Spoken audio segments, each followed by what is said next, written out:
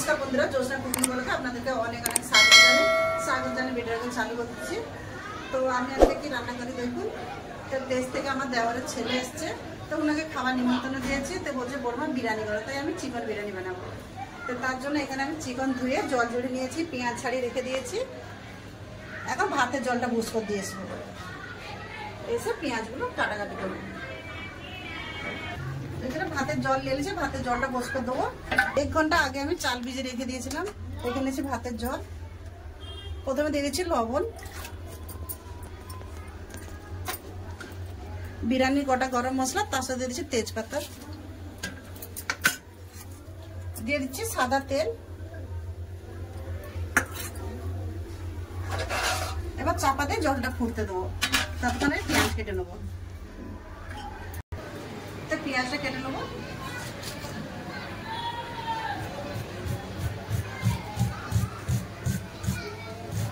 বেরেস্তা বানাবো, ওই জন্য একদম ছোট ছোট পাতলা পাতলা করে পেঁয়াজ কেটে নেবো।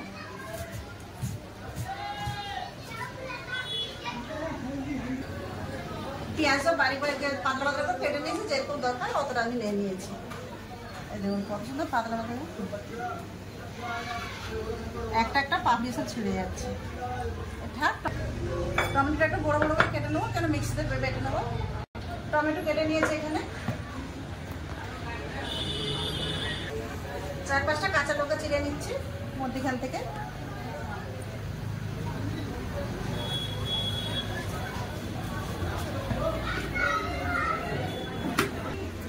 এখানে পেঁয়াজ ভাজবো, তার জন্য কড়াই বুস করে দিয়েছি। দিয়ে দেবো কড়াতে সাদা তেল,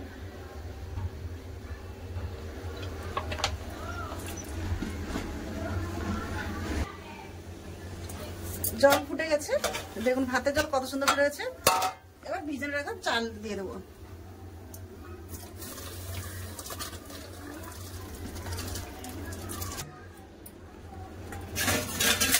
চাল দিয়ে দিয়েছি, ভালো করে একটু নাড়াচাড়া করে দেবো।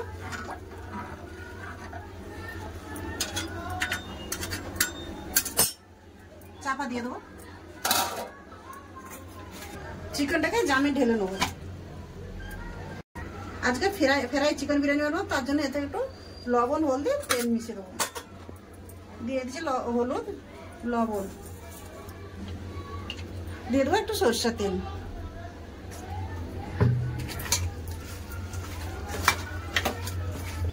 ভালো করে লবণ হলদি মিশিয়ে নিয়েছি।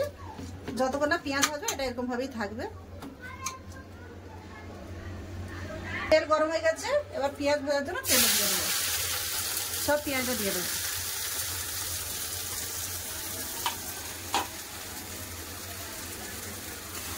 ভালো করে লাল করে ভেজে তুলে নেব। পেঁয়াজ খুব সুন্দর লাল করে দেখুন ভাজা হয়ে গেছে, এবার তুলে নেবো। এর থেকে বেশি লাল করবো না, তেল ঝেড়ে তুলে নেব।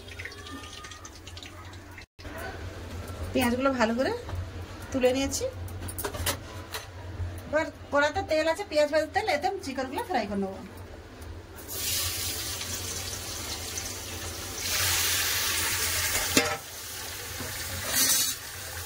যতক্ষণ না কালার চেঞ্জ হবে ততক্ষণ ফ্রাই করতে থাকবো। চিকেন আমার ফ্রাই হয়ে গেছে, তুলে দেবো। দেখুন কালার কত সুন্দর চেঞ্জ হয়ে গেছে, এবার তুলে নেবো।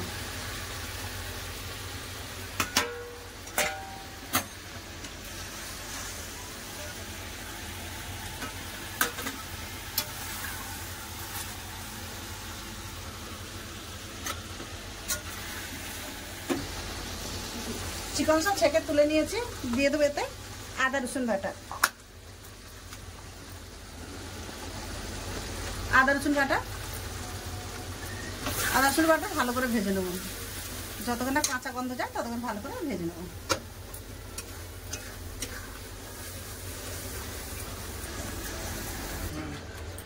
আদা রসুনের কাঁচা গন্ধ চলে গেছে। এবার কিছু মশলা দিয়ে দেবো। হলদি দেবো, করলে একটু কম দিয়ে দেবো। ধনে গুঁড়ো, জিরা গুঁড়ো, লঙ্কা গুঁড়ো,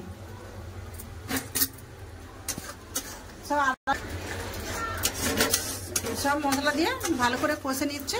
এবার টমেটো বাটা দিয়ে দেবো। কেন শুকনো মশলা বেশিক্ষণ ভাজবো না। দিয়ে দিয়েছি টমেটো বাটা।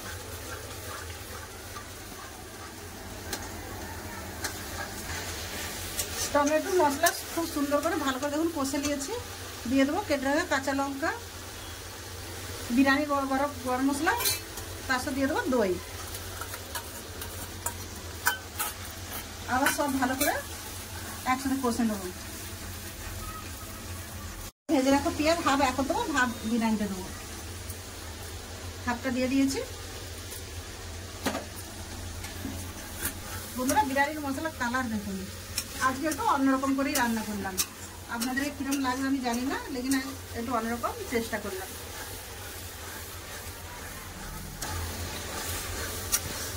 বন্ধুরা খুব সুন্দর দেখুন মশলা কষা হয়ে গেছে। এবার যে মাংস আমি ফ্রাই করে রাখছিলাম চিকেন, সে ফ্রাইটা মাংসটা দিয়ে দেবো। এখন আমি লবণ দেই না, দিয়ে দেবো লবণ। মাংস লবণ মিশাইছিলাম, তাই লবণ দিয়ে দেবো পরিমাণ মতো লবণ।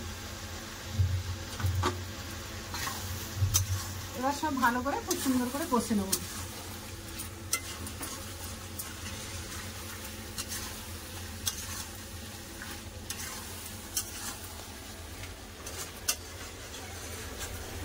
তরকারি কালার দাও কি সুন্দর আসো, দারুণ লাগছে।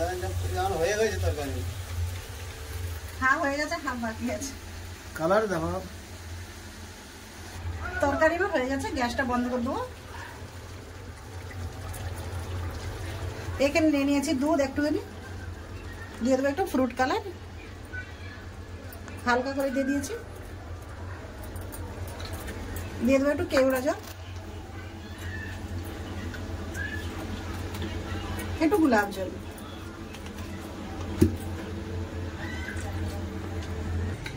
বিরিয়ানিতে লেয়ার দিয়ে নেবো, তার জন্য সবের আগে হাঁড়ির নিচে ঘি দিয়ে দিচ্ছি।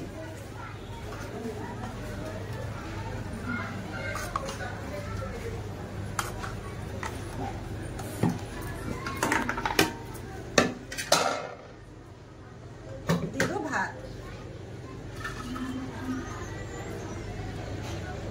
ভাতগুলো দেখুন একটা গায়ে একটা লম্বা লম্বা চাল একদম ছড়া ঝরঝরা ভাত দেবে, একটু একটা কেউ চিপকায়নি।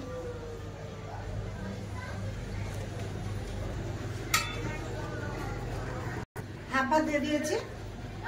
এবার দুধগুলো রাখা ফ্রুটটা দিয়ে দেবো, দুধটা দিয়ে দেবো। তরকারি দেবো একটু বিরিয়ানি মশলা, বেরেস্তা দিয়ে দেবো, কেটে রাখা ধনে পাতা, বাকি ভাতটাও দিয়ে দেবো। সব ভাত দিয়ে দিয়েছি।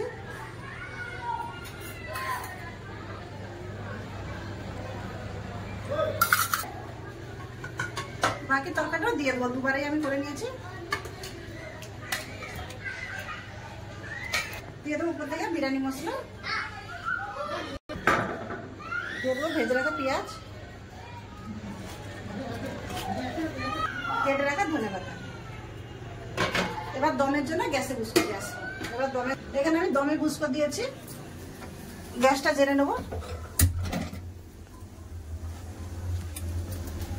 মিডিয়াম আঁচে রেখে দেবো 10 থেকে 15 মিনিট। বন্ধুরা বিরিয়ানিটা বানালে আপনারা ভালো করে দেখলেন কত সুন্দর বিরিয়ানি বানালাম। তো চলো দেখা হচ্ছে খাবার জায়গায়।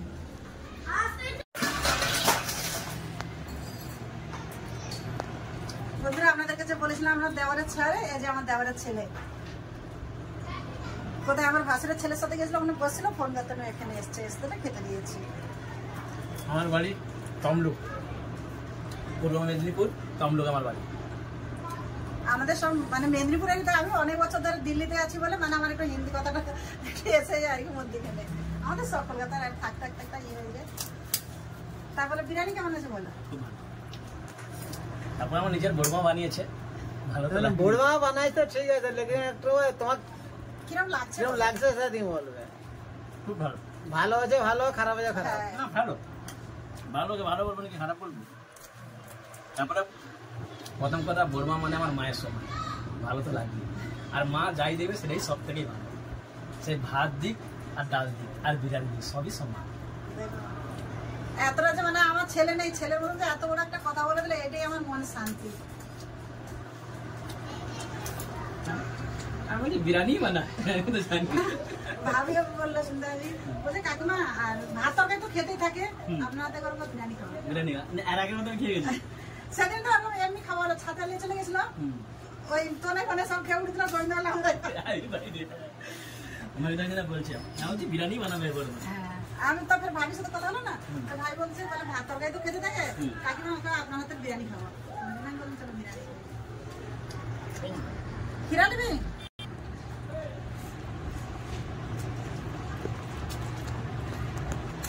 এক এক করে সব এসে গেছে, উপরে মানে ঘুমিয়ে গেছিল, ডাকতে নিয়ে এলো। ঠাকুমা খুব ভালো রান্না করছে, একদম ভালো স্বাদ বিরিয়ানির। আর এখানে আমি আপনাদেরকে বলবো চাটনি দিয়ে খেয়েছি। আর কিছু এই মানসি তুই তো খেয়ে উড়ে দিল, কেউ বলে নিয়ে যাবে, কেউ বার কিরম আছিল মাংসের বক্তব্য কি আছে বলো, মুখে ভাত আছে। বন্ধুরা বিরিয়ানি খুব ভালো হচ্ছে। ভালো হয়েছে। আর কিছু বন্ধুরা চাটনি দিয়ে খুব ভালো লাগছে বিরিয়ানি, কেন চাটনি একটু টক টক, তার জন্য আরো ভালো লাগতেছে বিরিয়ানির সাথে। খাও তাহলে ছেলেটা একবার ভাত দিল, ছেলে আর আমার ভাত দিল না, টিফিন করেছে দেরি করবো না, সিঙ্গারা সিঙ্গারা খেয়েছে, বলছে বললাম হয়ে গেছে আজ না।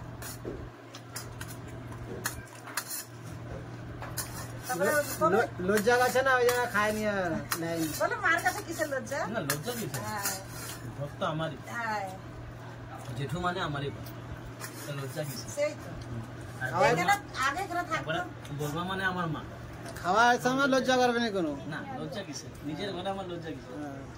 ইনারাও এখানে থাকতো, ইনার বাবাটাও সবাই আমরা এখানেই থাকতাম। তো কিছুদিন মানে কত বছর হয়েছে?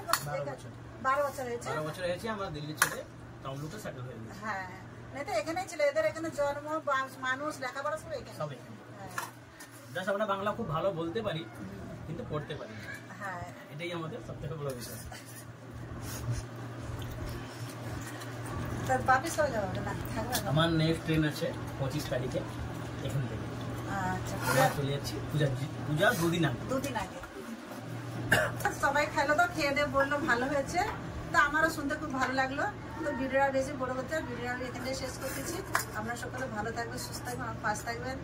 তো ভিডিওটাকে যদি ভালো লাগে তো চ্যানেলটাকে সাবস্ক্রাইব করে দেবেন, লাইক করে দেবেন, কমেন্ট করতেও ভুলবেন না। তো নমস্কার। নমস্কার।